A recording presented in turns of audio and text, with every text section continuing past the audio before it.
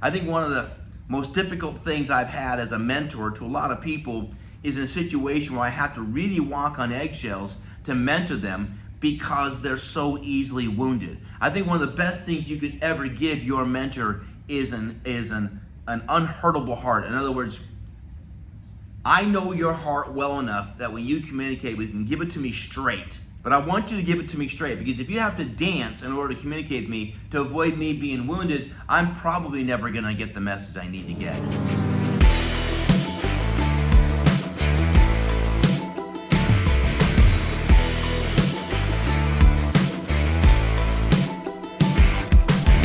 You're listening to The Man Maker Show. Welcome to Season 1 with your host, Brad Walgamot. This podcast is all about becoming a better man for ourselves and the people around us.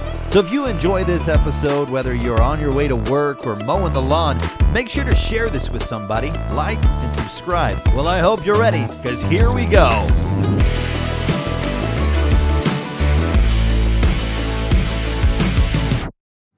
Hello and welcome to the Man Maker Show. Hope you're doing great. Bradley Walgamot here, coming to you live once again. Another episode. I'd like to share with you a few thoughts. I hope you don't mind my casual attire. I'm not here to impress you. I'm not here to get all dressed up and miss the whole purpose of what I'm trying to communicate with you, and that is I just want to talk with you. I haven't shaved, a little rough, a little messy hair. Who cares, right? Really what I'm here is to just talk to you. I've been asked to write a book many times, and I've had this constant argument where if I do a book, I don't want to put my picture on it.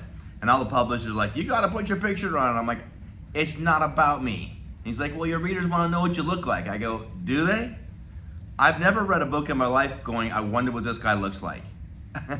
So I don't mean that as a slight against someone that puts a picture on their book. For me, I'm just trying to communicate a message. That's the bottom line. I'm just trying to share with you some thoughts. And tonight what I want to talk to you about is what I've determined are the 4 styles of communication.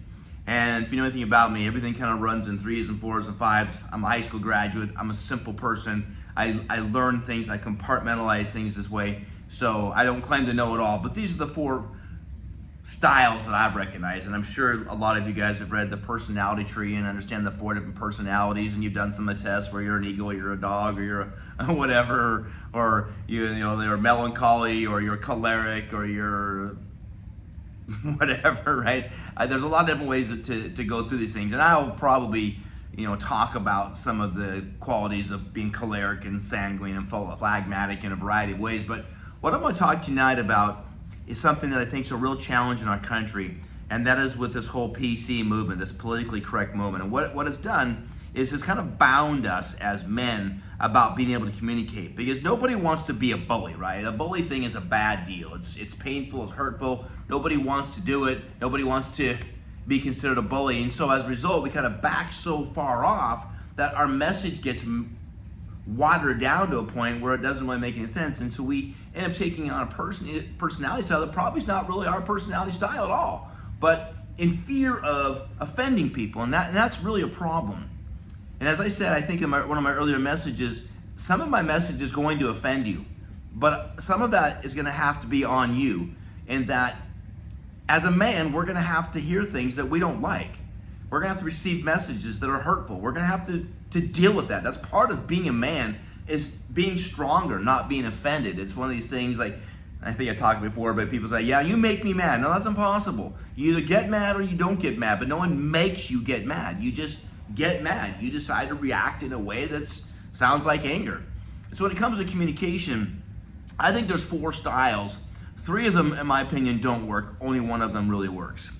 The first one I'll talk about is the passive form of communication. A passive form of communication is kind of, it's where you matter, but I don't, right? So I passively want to communicate in a way that I don't really express my opinion strong enough. It's always about your opinion. I never really get my message across because I don't matter, but you matter. And it's a fearful way. And a lot of people communicate this way because they're so afraid of offending someone that they never really say what they mean. They when they're talking, they're thinking about all the different people that are going to be measuring. And even as I'm communicating with you tonight, I'm thinking about people in my life that are watching this or a part of my life, and what are they going to think and how they respond. And all we can ever ask is someone knows our heart.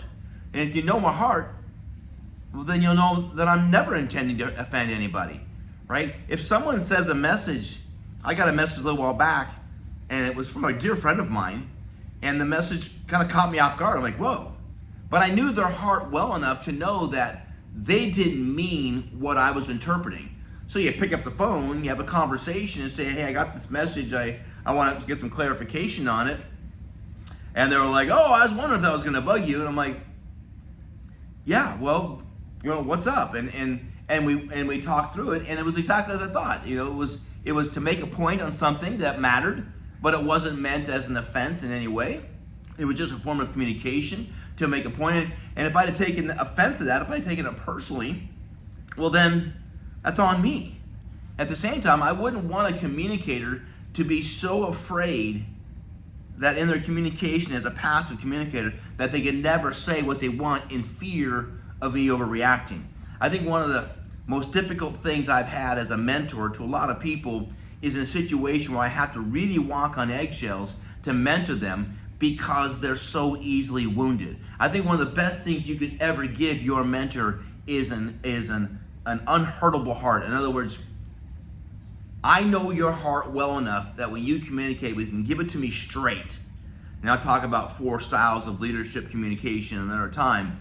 But I want you to give it to me straight, because if you have to dance in order to communicate with me to avoid me being wounded, I'm probably never going to get the message I need to get. So as a passive communicator, I think we're really doing the people we're communicating with a disservice because of our self-image and our fear that they might respond in a way that's inaccurate. What I mean by that is they misunderstand our heart, so we end up backing so far away from what we really want to say because we're afraid we're going to hurt them. They matter, but you don't.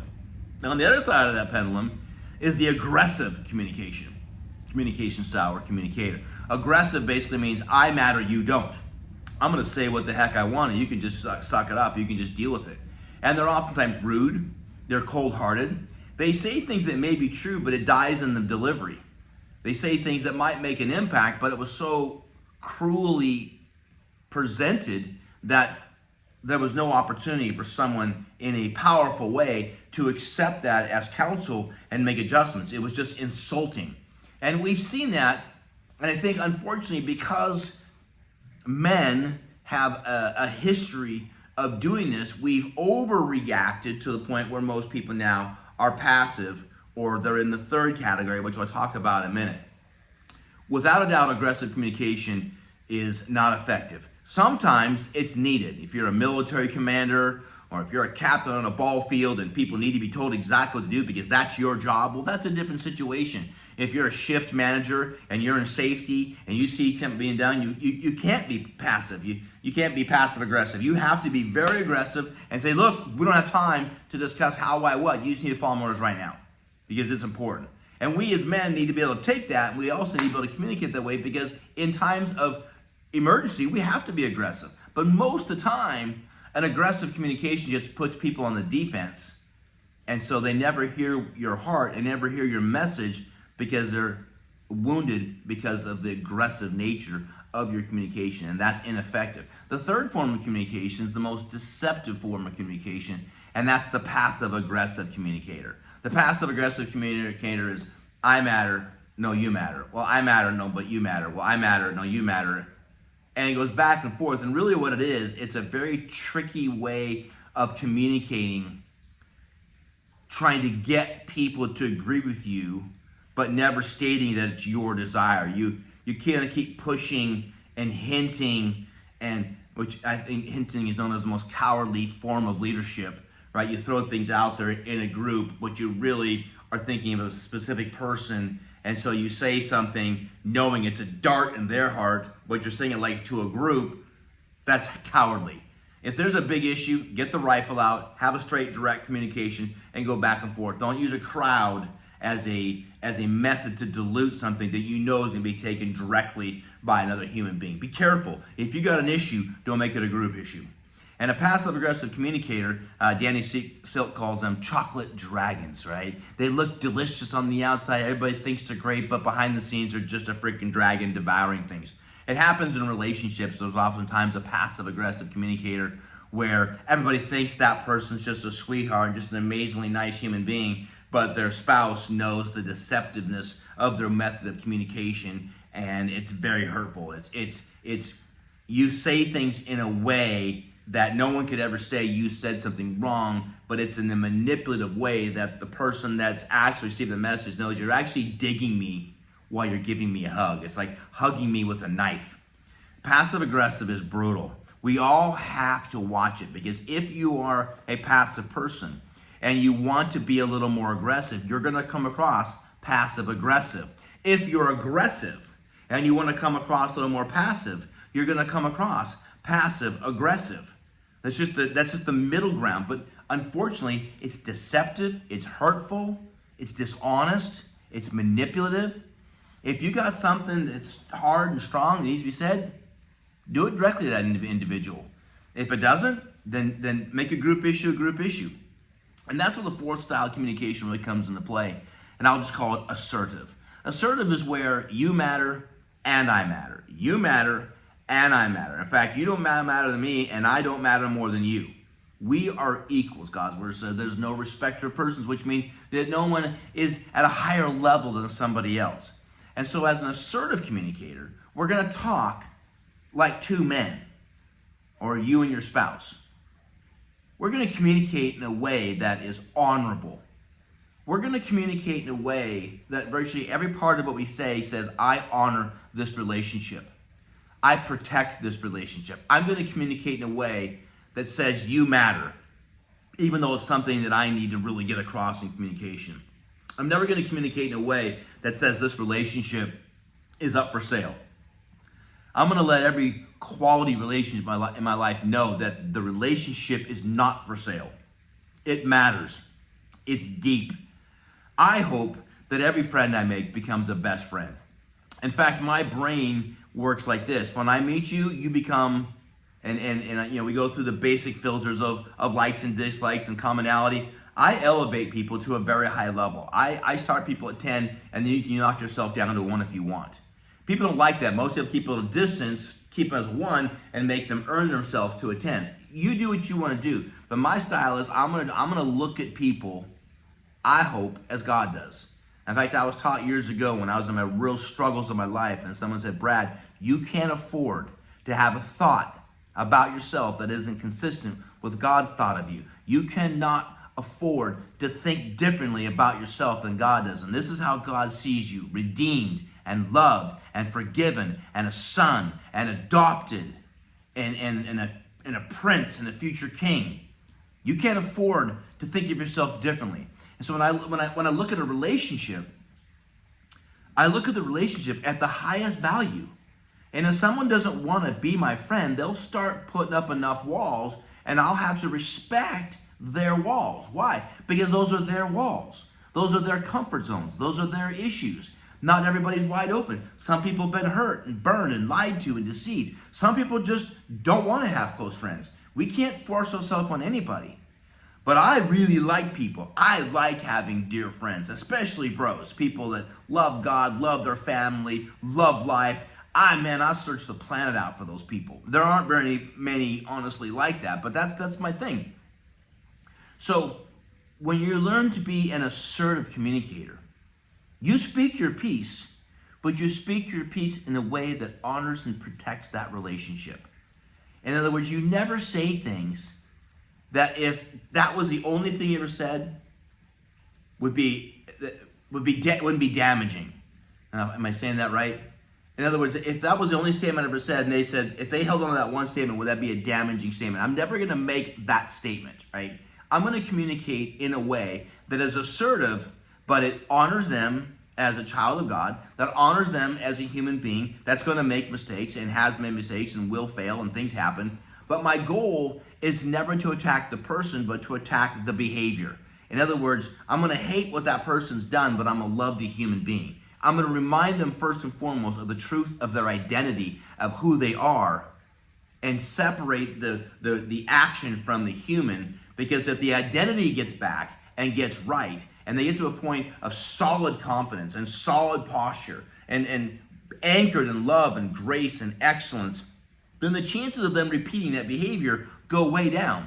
Because people that are anchored in love and grace and goodness and kindness don't do awful things very often. If I don't want to say never because no one's perfect, but it's less likely to be mean and deceptive and cruel if you're in a position of love and grace.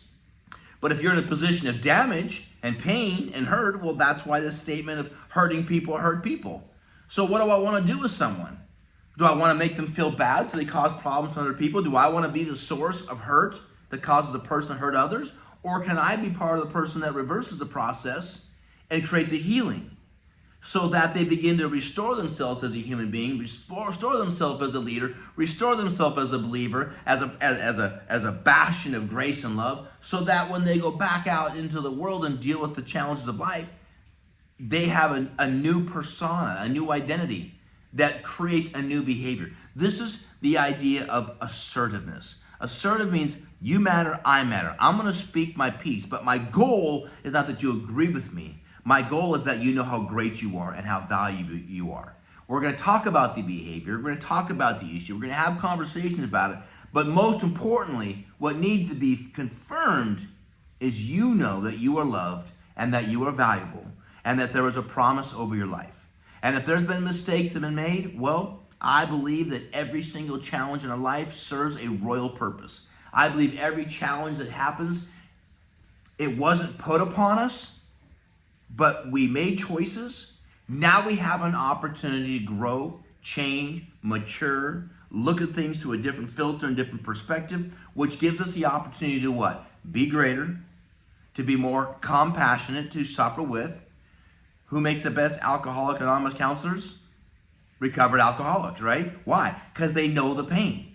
Who helps people through rape or substance abuse or physical abuse or divorce? People that have been through hard times. If you've never had a hard time, it's going to be a little difficult for you to have compassion with someone because you can't relate. Now, you'll try, and I love the fact that we'll try, but honestly, most people aren't really going to totally listen if someone hasn't walked in their shoes.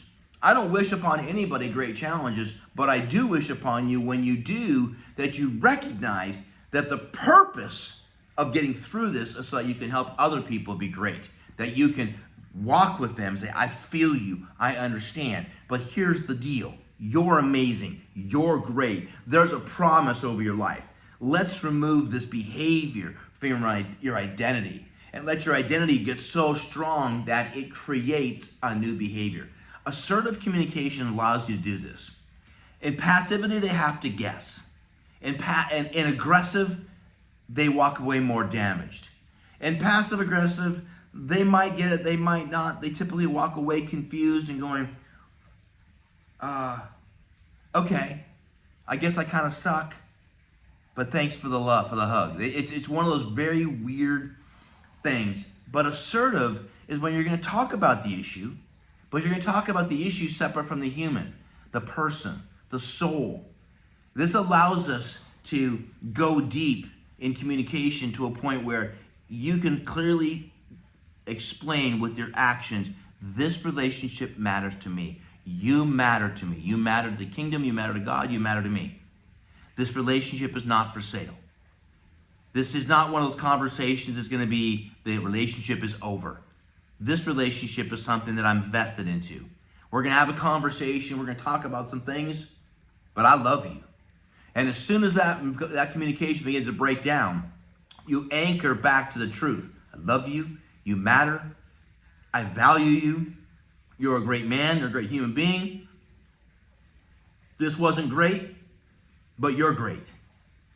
And the more you get anchored in your greatness, the less likely you will of a repeat. And see, the world has this weird thing about wanting to punish people. And honestly, I think the punishment is more to satisfy the crowd that wants to see justice on this person. Right? Back in the day, they'd have public square hangings, Braveheart type style. And the people come there to watch this payback for this evil human being. Oftentimes, punishment is elicited to satisfy people that weren't even involved. They just want to see justice served. In reality, what we're trying to do is get people to a point where they won't repeat the behavior. We can't do anything about what's happened. When we forgive someone, it doesn't mean it never happened. It just means that that situation no longer controls us. So the idea of being assertive is we stay strong in our convictions. We stay strong in our identity. We stay strong anchored in a relationship, but we communicate in a way that says, you matter. That behavior sucked. That was stupid. That should never happen. But you're not those things. It's that grace and shame conversation. So if you could learn to be assertive, speak your piece, guys. Don't pussyfoot around. But don't be mean, be thoughtful. How do you do that? Speak your piece, but always let it be known you matter. John Maxwell, one of the best speakers of all time, he'll interrupt himself multiple times in the middle of a talk and say, let me remind you, my name is John, and I'm your friend. And I've used that many times. I don't mean I use it. I mean, I've said that many times. My name is Brad, and I'm your friend. Because that's the truth. I'm no better than anybody else. I've been hammered enough times and gotten up enough times. I just want to share with you the things that helped me get through things. And when I was really beat up, I was passive. When I was cocky, I was aggressive. When I was lost and not sure of my identity, I was passive aggressive. Learning to be assertive is where I got my backbone back, where I can speak my piece but not demand agreement. I could speak my piece without offending. I could speak my mind without insulting. I could communicate in a way that is strong but not dominant. There's a difference. And in today's world of political correctness, anybody that speaks their opinion now is aggressive. And that's not the case. Your heart, what you release, what you impart into the relationship and the communication is what dictates the pain. If I can impart that I care, if you can sense to my spirit that I care, I can be strong in my communication because it's my heart saying, I want to make the human great again. We'll deal with the behavior, but I want to remind you how awesome you are. If we can stay with this, if we can stay anchored with this, we don't need to worry about offending people. People know that you care. When they know that you care, then they care what you know. But they must first know that you care. In any relationship, any conversation, as soon as it breaks down, time out. Hold on. My name is Brad, and I'm your friend. Hold on. Let me remind you, you matter to me. This relationship is not for sale. You can walk away if you choose to, but I am not. I am standing to choose to stand and get back to identity and let identity birth new behavior.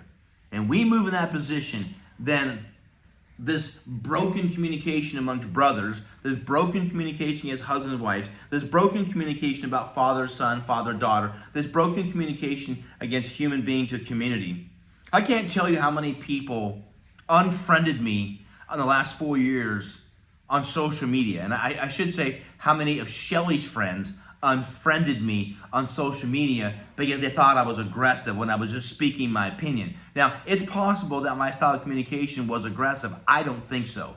I think I've studied this enough. But anybody that's in a very wounded position takes any strong opinion and considers it to be bullied. I've never said anybody ever has to agree with me. But what I do feel strongly is you need to at least listen, because I'm going to guarantee I'm going to listen. I'm going to hear you out, because people won't listen until they've been listened to. And so if people know that I'm listening, then maybe they'll listen. My goal is not to change you. My goal is to express my opinion and let you change you.